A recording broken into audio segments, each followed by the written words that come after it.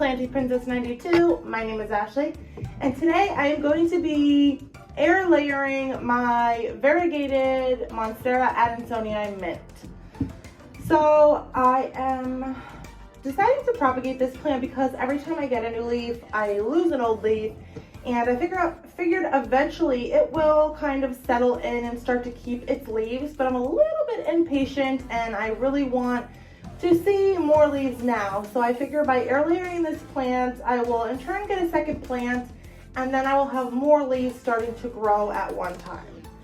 So the reason I am choosing to propagate by air layering is because I've heard that this plant in particular is a little more on the difficult side to root.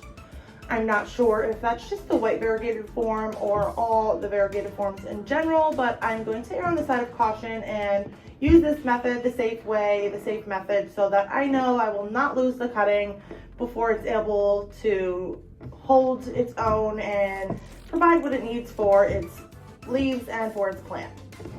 So basically air layering is when you wrap the node with sphagnum or even soil with some plastic wrap and make sure it stays moist. That way the roots can start to form before you make the cut on the plant.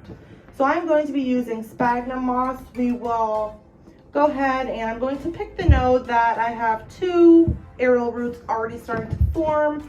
So they're brand new, they're healthy, and they will just keep coming with the wet sphagnum layered right on top of them. Now I have my sphagnum already pre-soaked in liquid dirt water. This will help it have a little bit more of those nutrients to kind of go ahead and jumpstart that propagation, as well as, you know, provided a little bit of like stress relief during this process.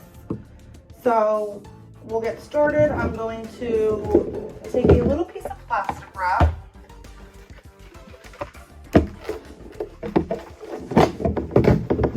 And now you want to make sure that your sphagnum is wet enough that it is, for the most part, going to stay moist during this process, so you don't have to, you know, keep unwrapping it, because it really is a pain to kind of get it around there perfectly. And it does make it very difficult to keep having to take it off and put it back on, but you want to make sure that you don't soak it, that it's not sopping wet, so that way it does not rot your stem.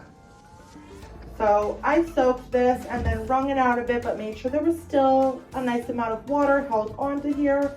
And now the way I like to do it is I like to lay my plastic wrap down on the table. I like to put the sphagnum on top of it and then just kind of pick it up and help to wrap it around the stem.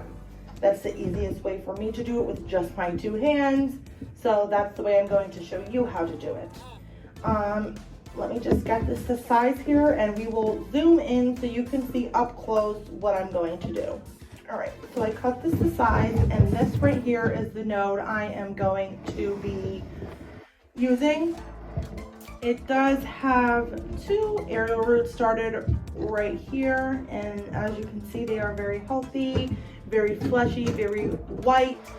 They still have their water retention in them, so that is the perfect place to start this, and it's the perfect place to cut it. It leaves me enough below to cut without bringing any harm to the plant or risking losing that cutting or affecting the plant underneath it. So this is the hard part. It's kind of hard to get this around there, especially with such a tight space, but we'll make it work. So I kind of just roll this up like this for what I'm doing now. I'm going to roll it up so it doesn't get out, so I can just kind of weave it in between the moss pole and the plant. And then I'll go ahead and I'll open it up, and I'll make sure the bottom of the plastic wrap is below the node. And we'll make sure this sphagnum is in contact with the roots. And then I will just go ahead and wrap it up. And then I normally twist this side closed. And sometimes I take a little piece of tape and tape it back to the side if it doesn't stay, but this should be just fine. that's enough. If it does start to come undone, all you gotta do is tape it, but in this scenario, I think this is gonna be just fine. So now I will let this sit just like this for maybe a few weeks to a month and a half. I left a little space up top. You want to keep that closed while it's propagating. That way the air doesn't hit the sphagnum and dry it out faster. But I made it that way if it takes a little bit on the longer side to root, because I've heard this plant does.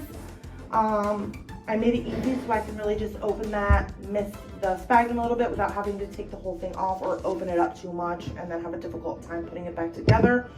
Because once those roots start to grab onto that sphagnum, that's really when it does get a little difficult. What's nice about this method is once the roots get a little bit longer, you start to see them throughout this. I've done this with a pink princess before, and you can see the roots growing and moving through the sphagnum, which is really, really awesome. So this method has worked successfully for me before for that plant, so I'm hoping to have the same success for this plant. But the bright side is, if all fails, my plant will be just fine. Hope you guys enjoyed this method of propagation and hope to decide to try it out on your own. Don't forget to like, comment, and subscribe if you're interested in the content I provide. And as always, every plant's a princess. Bye!